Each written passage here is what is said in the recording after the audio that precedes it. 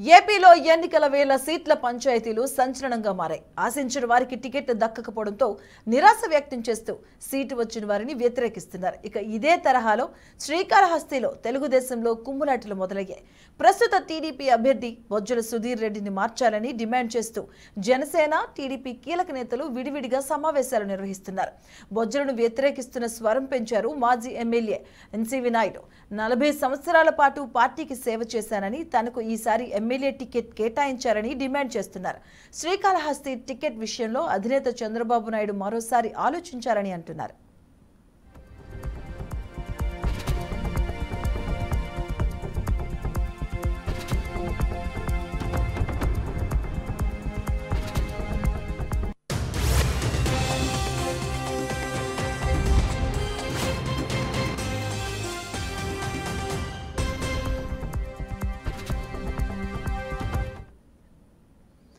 రెడ్డిగా ఏపీలో ఎన్నికల వేళ పంచాయతీలు సంచలనంగా మారాయి. ఆశించిన వారికి టికెట్లు దక్కకపోవడంతో నిరాశను వ్యక్తం చేస్తున్నారు. ఇక సీటు దక్కిన వారు వ్యతిరేకిస్తూ ఇదే తరహాలో శ్రీకాళహస్తిలో తెలుగుదేశంలో కుమ్ములాట అయితే మొదలవడం జరిగింది. శ్రీకాళహస్తి టికెట్ విషయంలో బాబు ఆలోచించాలంటూ కూడాను పైరవీరులు కొనసాగుతున్నాయి. సంచలనంగా మంది ఎన్సీవీ నాయుడు నిర్ణయాలు కూడా శ్రీకాళహస్తిలో తెలుగుదేశంలో కుమ్ములాట్లు అయితే బయటకు రావడం జరిగింది. దీనికి సంబంధించిన పూర్తి అప్డేట్స్ మా కరెస్పాండెంట్ గోపీనాథ్ అందిస్తారు. గోపీనాథ్, మధు, గత కొద్ది రోజుల నుంచి కూడా అంటే ఎలక్షన్ కోడ్ వచ్చినప్పటికీ కూడా ఇంకా కూడా రాష్ట్ర వ్యాప్తంగా ప్రధాన పార్టీల్లో ఈ ఎన్నికలకు సంబంధించినటువంటి అభ్యర్థుల విషయంలో ఇంకా కూడా సమస్యలు తొలగడం లేదు. ఒకరిపైన ఒకరు అంటే ఒక్కొక్క నియోజకవర్గం నుంచి కూడా పెద్ద ఎత్తున అంటే ఆశావాహులు ఆయా పార్టీల్లో అంటే ముందుకు అంటే అభ్యర్థిగా నిలబడతాను, నాకు అవకాశం ఇవ్వండి అంటూ పార్టీ అధినేతలకి చెప్తున్నప్పటికీ కూడా అంటే గెలిచే వారికి అవకాశాలు ఇస్తానంటూ అది వైసీపీ కావచ్చు, తెలుగుదేశం కావచ్చు, రెండు పార్టీ అధినేతలు కూడా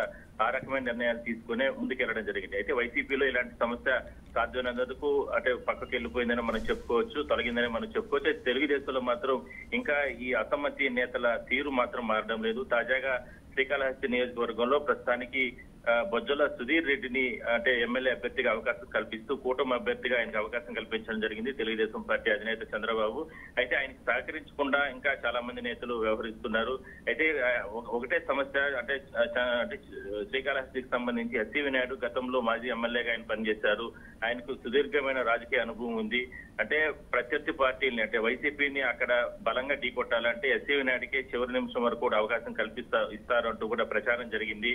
దీనికి సంబంధించి బీజేపీ నేతలు కావచ్చు, లేదంటే జనసేన నేతలతో అందరితో కూడా కలుపుకొని పోయే తత్వం ఎస్సీవీ నాయుడికి ఉంటుంది. వాళ్ళు కూడా ఆయనకు సహకరిస్తారంటూ కూడా పెద్ద ఎత్తున అంటే అందరూ కూడా అంటే చర్చించుకున్నారు. అయితే దీనికి సంబంధించి విభిన్నంగా గత 5 సంవత్సరాల నుంచి అంటే 2019 ఎన్నికల్లో బొజ్జల సుధీర్కి అప్పట్లో తెలుగుదేశం పార్టీ అవకాశం ఇచ్చింది. అయితే అప్పుడు ఉన్న సమీకరణాల కారణంగా ఓడిపోవడం జరిగింది. అయితే ఈసారి మాత్రం సీటు మారుస్తారు, మాజీ ఎమ్మెల్యే ఎస్సీవీ నాయుడికి ఇస్తారని అనుకున్నప్పటికీ కూడా చివరి క్షణంలో సుధీర్ రెడ్డికే మరోసారి అవకాశం ఇచ్చారు. ఇదే జీర్ణించుకున్నటువంటి ఎస్సీవీ ఒక్కసారిగా మిగిలిన నేతలందరితో కూడా కలుపుకొని వెళ్లి అంటే తెలుగుదేశం పార్టీ అధినేత పైన అంటే ఒక రకంగా ఘాటుగా మాట్లాడడం జరిగింది. 40 సంవత్సరాల పాటు నేను పార్టీకి సేవ చేశాను, మాజీ ఎమ్మెల్యేగా శ్రీకాళహస్తిలో పనిచేశాను, అలాంటిది ఇవాళ తన కావచ్చు లేదంటే మిగిలిన కీలకమైన నేతలందరినీ కూడా పక్కన పెట్టి 2019 ఎన్నికల్లో ఓటమి చెందినటువంటి సుధీర్ రెడ్డికి మరోసారి అవకాశం ఇవ్వడం అనేది చాలా దారుణం. ఖచ్చితంగా దీనికి సంబంధించి ఎదుర్కొంటాము.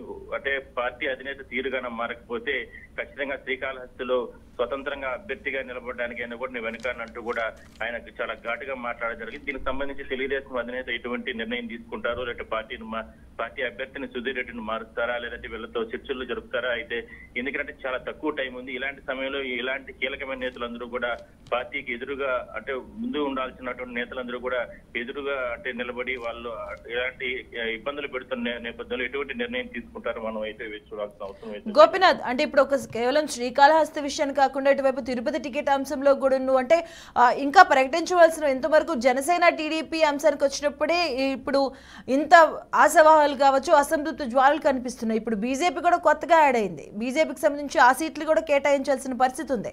ఒక్కొక్క దగ్గర చూసుకుంటే 3-4 ఆశావాహాలు కనిపిస్తున్నారు. ఇదంతా అసంతృప్తులు పైకి వచ్చే అవకాశాలు కనిపిస్తాయి.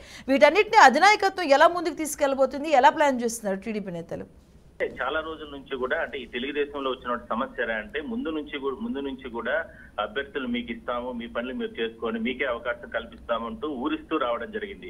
ఇదే ఇప్పుడు పెద్ద సమస్యగా తయారైంది. ఎందుకంటే పార్టీని అంటిపెట్టుకున్నటువంటి నేతలు ఎంతో మంది ఉంటారు, కానీ వాళ్ళు ఎవరికో ఒకరికి అవకాశం కల్పిస్తామని చెప్పి ముందుగానే సీటుగానే డిక్లేర్ చేస్తుంటే ఈ రకమైనటువంటి సమస్య ఉండదు. ఒకవేళ జనసేన పొత్తుండొచ్చు, బీజేపీ పొత్తుండొచ్చు, అది దాని తర్వాత జరిగింది. కానీ ఎన్నో ఏళ్ల నుంచి పార్టీకి సీనియర్లుగా ఉండి కేసులు పెట్టుకుని అంటే అధికార పార్టీ నుంచి వేధింపులు చేసుకుంటూ రకరకాల ఇబ్బందులు పడిన నేతలను కూడా ఇవాళ ఒక్కసారిగా పక్కన పెట్టేశారు. మీరన్నట్టుగా తాజాగా తిరుపతి సీటుకు సంబంధించి ఇష్యూనే దీనికి మనం ప్రధాన కారణంగా చెప్పుకోవచ్చు. మాజీ ఎమ్మెల్యే సుగుణమ్మ స్థాయి లాంటి నేతలు కూడా ఇవాళ రోడ్లపైకి వచ్చి వాళ్ళ నిరసన గలం వినిపిస్తున్నారు. కీలకమైన నేతలందరినీ కూడా ప్రత్యేక సమావేశాలు పెట్టుకుని ఇక్కడ అంటే తిరుపతే కాకుండా తమ్మలపల్లిలో కూడా అలాంటి పరిస్థితి కొనసాగుతుంది. ఇంకా చాలా ప్రాంతాల్లో, అది చిత్తూరు కావచ్చు, ఇట్లా కొన్ని ప్రాంతాల్లో అంటే సత్యవేడు లాంటి ప్రాంతాలు, నియోజకవర్గాలు ఇలాంటి పరిస్థితులు కొనసాగుతున్నాయి. పట్టుమని ఇంకా దాదాపు ఒక 40-45 రోజు ఎన్నికల నోటిఫికేషన్ వచ్చేసింది.